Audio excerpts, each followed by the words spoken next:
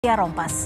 Saudara, kita ke informasi pertama di Kompas Petang. Koalisi Indonesia Maju Plus resmi mendeklarasikan pasangan Ridwan Kamil dan kader PKS Suswono maju dalam Pilgub Jakarta 2024. Deklarasi berlangsung di Hotel Sultan Jakarta. RK dan Suswono diusung koalisi Kim yang terdiri dari partai koalisi pendukung Prabowo Subianto Gibran di Pilpres 2024, yakni Golkar, Gerindra, Demokrat, PAN, PSI, PBB, Gelora, Garuda, dan Prima, serta tambahan atau plus dari PKS, PKB, dan Nasdem, yang sebelumnya mendukung Anies Baswedan. Pendaftaran RK sebagai calon gubernur Jakarta ke Komisi Pemilihan Umum KPU DKI Jakarta direncanakan pada 27 Agustus 2024. 12 perwakilan partai yang tergabung dalam Kim Plus menandatangani deklarasi pengusung Ridwan Kamil dan juga Suswono untuk maju dalam Pilkada Jakarta 2024. Kedua-belas parpol itu yakni Gerindra, Golkar, PAN, Demokrat, PSI, Partai Gelora, Partai Garuda, PKS, Nasdem, PKB, Perindo, dan P3. Dalam deklarasi tersebut turut dihadiri Capres terpilih Gibran Raka Buming Raka.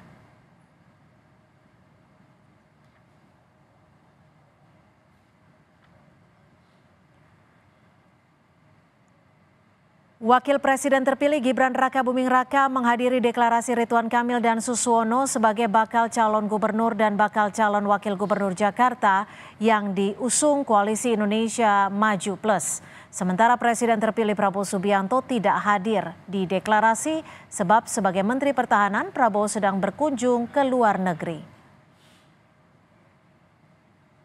Suswono saat ini menjabat sebagai Ketua Majelis Pertimbangan PKS. Sebelumnya, ia pernah menjadi tenaga ahli Menteri Kehutanan pada 1999 sampai 2001. Setelah itu, Suswono menjadi Wakil Ketua Komisi 4 DPR RI yang membidangi masalah pertanian, kehutanan, dan kelautan.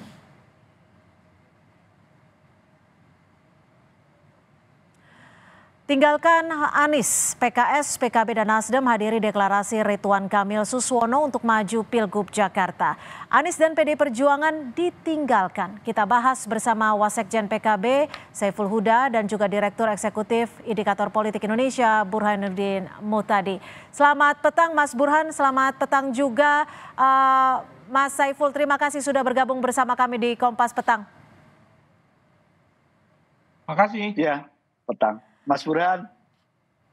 Ya, Mas Saiful, ini resmi meninggalkan Anies Baswedan di Pilgub Jakarta. Pertimbangannya apa saja? Ya, dinamikanya tinggi banget memang. Pilkada di provinsi di Jawa. Nah, termasuk di DKI Jakarta, kami sendiri sebenarnya baru memutuskan kemarin. Jadi memang PKB belum memutuskan sebelumnya siapa sosok yang akan diusung. Baru ada usulan saja dari DPW dan baru kami putuskan tadi kemarin sore di saat penyerahan B1KW. Memangnya yang ditawarkan apa saja sampai akhirnya memutuskan di di waktu-waktu terakhir untuk bergabung dengan Kim Plus? Ya, banyak pertimbangan termasuk menjadi pertimbangan kami ketika teman-teman PKS yang bahkan sudah memasangkan dengan kadernya sendiri juga akhirnya tidak jadi. Nasdem ya sudah mengeluarkan surat juga tidak jadi. Jadi komunikasi kami dengan dua partai ini yang sebelumnya ada rencana mengusung Mas Anies ketika tidak jadi, akhirnya kami memutuskan untuk menjadi bagian dari koalisi ini. Mas Burhan, kalau Anda melihatnya bagaimana ketika Anies ditinggalkan sendiri dan saat ini bisa dipastikan tidak bisa maju untuk Pilgub Jakarta? Sebenarnya saya tidak terlalu kaget ya. Justru Anies sebaiknya atau seharusnya itu mempersiapkan dari awal skenario terburuk. Jika misalnya partai-partai tidak jadi mencalonkan dirinya. Nah, masalahnya Anies tidak memiliki skenario atau plan B. Jadi misalnya jalur perseorangan tidak disiapkan oleh Mas Anies atau timnya. termasuk juga plan lain, misalnya plan masuk ke partai untuk memudahkan dalam usaha untuk mencari kendaraan itu juga tidak disiapkan dari awal. Jadi memang kita tidak bisa menyalahkan Anies sepenuhnya, ini ada kaitannya dengan aturan main di mana tidak ada pembatasan maksimum koalisi sehingga aksi borong partai terjadi. Jadi ini ke depan harus segera diperbaiki supaya masyarakat Jakarta secara khusus atau masyarakat Indonesia secara umum itu tidak di-fait komplit oleh elit partai. Mas Burhan, tapi gini, Mas Burhan, ketika Anda menyebut memperspektifkan bahwa Anies tidak memiliki skenario kedua, tapi menurut Anda apakah ini justru skenario yang memang sudah disiapkan oleh dalam tanda kutip Kim Plus? Nah, saya tidak tahu apakah Kim Plus ini mempersiapkan skenario dari awal atau tidak ya. Itu kita tidak bisa melihat dari motifnya. Tetapi yang pasti kan Anies harusnya mempersiapkan itu kalau misalnya diperlakukan semacam ini. Harusnya Anies itu tidak percaya 100%. Tidak pasrah bongkoan sama partai. Caranya tadi pertama adalah menyiapkan jalur perseorangan sebelum ditutup. Ya.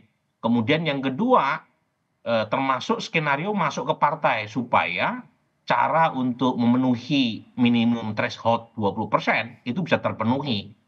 Nah, Anies kan nggak bisa mengontrol orang lain. Yang dia bisa kontrol adalah dirinya dan timnya sendiri. Nah, itu yang tidak dilakukan. Makanya sekarang sudah telat. Ya, kemungkinan besar kita akan menyaksikan skenario Solo ya.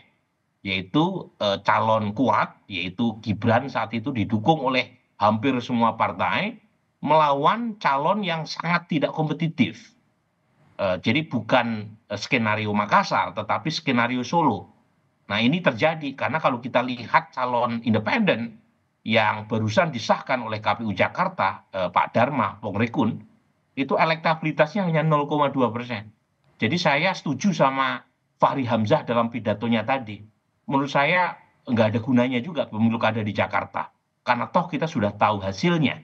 Itu buang-buang duit anggaran negara.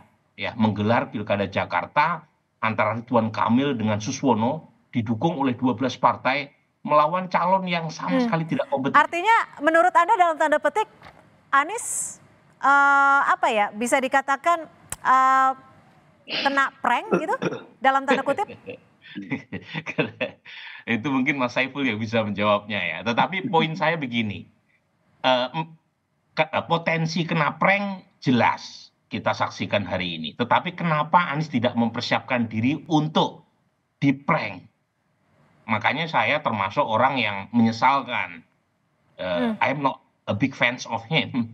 Tetapi sayang sekali kalau misalnya sekaliber Anies tidak mempersiapkan jalur perseorangan. Dulu Ahok mempersiapkan itu. Ya, just in case kalau dia tidak didukung oleh partai di 2016. Meskipun akhirnya dia didukung oleh partai, tetapi timnya mengumpulkan KTP. Nah itu yang tidak dilakukan oleh Anies sekarang. Mas Saiful, kalau kita lihat flashback ke belakang, PKB kan bisa dikatakan dulu mendukung pertama Anies Baswedan. Ini sebenarnya apa sih yang menjadi tawaran ketika akhirnya sekarang berpindah hati? Apakah momennya saat Caimin ketemu dengan Presiden Jokowi di IKN yang jadi penentunya? Enggak, sudah lama. Jadi di internal PKB sendiri, di Despilkada DPP, banyak wacana yang berkembang. Misalnya kira-kira Mas Anies nggak perlulah maju di kompetisi di DKJ di Jakarta. Karena kemarin sudah ikut kompetisi di Pilpres misalnya. Itu berkembang di internal kami. Mas Anies bisa lebih baik mengambil peran pada ruang dan tempat yang berbeda, tidak harus menjadikan panggung sebagai gubernur, misalnya kalau terpilih sebagai satu-satunya pilihan. Itu yang terus berkembang di dalam internal kami. Nah, saat kami mendiskusikan itu belum selesai, tiba-tiba teman-teman kita PKS dan Nasdem sudah mengambil pilihan untuk menjatuhkan pilihan mengusung Kang Ridwan Kamil dan Pak Suswono. Baik, terima kasih Mas Saiful Huda dan juga Mas Burhanuddin Muhtadi untuk bergabung di Kompas Petang hari ini. Selamat sore. Sore.